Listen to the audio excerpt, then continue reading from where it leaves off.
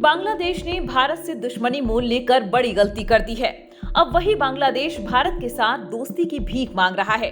हालात ऐसे हो गए हैं कि बांग्लादेश ने अप्रैल के पहले हफ्ते में प्रधानमंत्री नरेंद्र मोदी और मोहम्मद यूनुस के बीच द्विपक्षीय बैठक की गुहार लगाई है, लेकिन भारत ने अब तक इस मुलाकात पर कोई हामी नहीं भरी है।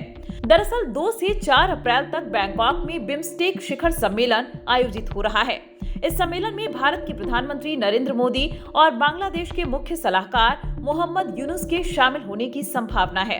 बांग्लादेश ने इसी समिट के दौरान द्विपक्षीय वार्ता की रिक्वेस्ट की है, लेकिन भारत की तरफ से अब तक कोई सकारात्मक संकेत नहीं आया है। इससे पहले भी बांग्लादेश ने मोदी यूनुस मुलाकात की इच्छा जताई थी, लेकिन भारत ने तब इसे तवज्जो नहीं दी थी। इससे पहले 28 मार्च को मोहम्मद यूनुस के चीन के राष्ट्रपति शी जिनपिंग से मिलने की संभावना है। इस मुलाकात पर भारत की कड़ी नजर है। वजह यह है कि बांग्लादेश में तख्ता पलट के बाद यूनुस का झुकाव चीन और पाकिस्तान की तरफ ज्यादा हो गया है। ऐसे में भारत को इस मीटिंग से नए समीकरण बनने की आशंका है। बांग्लादेश भारत के साथ रिश्ते सुधारने के लिए बैकडोर डिप्लोमेसी का सहारा ले रहा है।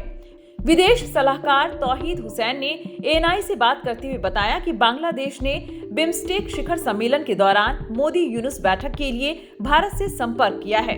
फरवरी में विदेश मंत्री एस जयशंकर ने ओमान में हिंद महासागर सम्मेलन के दौरान तौहीद हुसैन से मुलाकात की थी।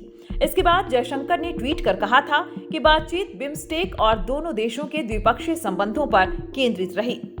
तख्ता पलट के बाद मोहम्मद यूनुस ने भारत पर कई आरोप लगाए थे, लेकिन अब हालात ऐसे हैं कि उनकी पूरी हेकड़ी निकल चुकी है। जिस शेख हसीना को लेकर उन्होंने भारत पर सवाल उठाए थे, अब उसी भारत से मदद की गुहार लगा रहे हैं। चीन और पाकिस्तान के साथ सांठगांठ की कोशिश के बाद भारत बांग्लादेश के रिश्तों में आई खटास अब धीरे धीरे पटरी पर लौटती नजर आ रही है। हाल ही में मोहम्मद यूनुस ने शेख हसीना की पार्टी अवामी लीग को लेकर बड़ा बयान दिया था। उन्होंने कहा कि अवामी लीग पर बैन लगाने की कोई योजना नहीं है।